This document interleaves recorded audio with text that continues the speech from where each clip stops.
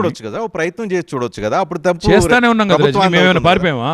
మేము మాట్లాడుతూనే ఉన్నాం కదా. కేసీఆర్ వాళ్ళంతా కేసీఆర్ కమాన్ అంటున్నారు కదా. కేసీఆర్ గారి స్థాయికి ఆ కాంగ్రెస్ పార్టీలో ఉండే వాళ్ళు ఎవరు కూడా సరిపోరు. నెంబర్ 1. రెండోది నేను ఇంకోటి క్లియర్ కాంగ్రెస్ నాయకులు కాదు, ప్రజలు నేను చెప్తా, వినండి. వినండి.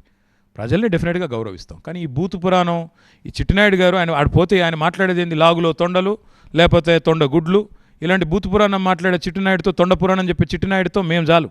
దానికి కేసీఆర్ గారు ఎందుకు? ఈ బూతు పురాణం కోసం కేసీఆర్ కావాలా? మాతో తలపడమనండి చాలు, మాతో పెట్టుకోమనండి, మాకు సమాధానం చెప్పమనండి.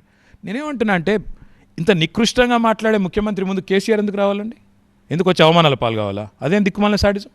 మేమే అంటున్నాం ఎస్ రాకూడదు. ఇలాంటి నీచుడు ఉన్నంతకాలం, ఇట్లాంటి నీచమైన భాష మాట్లాడుతున్నంతకాలం కేసీఆర్ రాకూడదు. ఎందుకు రావాలి? అయినా కేసీఆర్ గారు ఏం తక్కువ సేవ చేశారు ప్రజలకి? 25 ఏళ్ళు సేవ చేశారు. అంతకంటే ముందు ఇంకో 20 ఏళ్ళు మొత్తం రాజకీయాల్లో ఉండి సేవ చేశారు.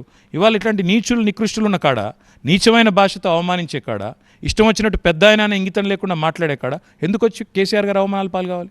5 ఏళ్ళు ఎన్టీ రామారావు గారు శాసనసభలో అడుగు పెట్టలేదు, 5 ఏళ్ళు జయలలిత గారు అడుగు పెట్టలేదు. అయినంత మాత్రాన వాళ్ళ ప్రభావం తగ్గిందా? నేనేమంటున్నా అంటే కేసీఆర్ రారు అనట్లేదు. నేను అనేదల్లా ఒకటే, ఇట్లా నీచమైన భాష మాట్లాడే కాడ కేసీఆర్ వచ్చి అవమానాల పాలు కావాలని మేమెందుకు కోరుకుంటాం? బీఆర్ఎస్ వాళ్ళు మేము చెప్తున్నాం, వద్దు సార్ వద్దు, మేము చూసుకుంటాం, ఈ చిట్టినాయుడు సంగతి మేము చూసుకుంటాం అని మేము చెప్తున్నాం. తప్పే ఉంది? ఈ తొండ పురాణాలు నాకు ఆయన ఎందుకండి?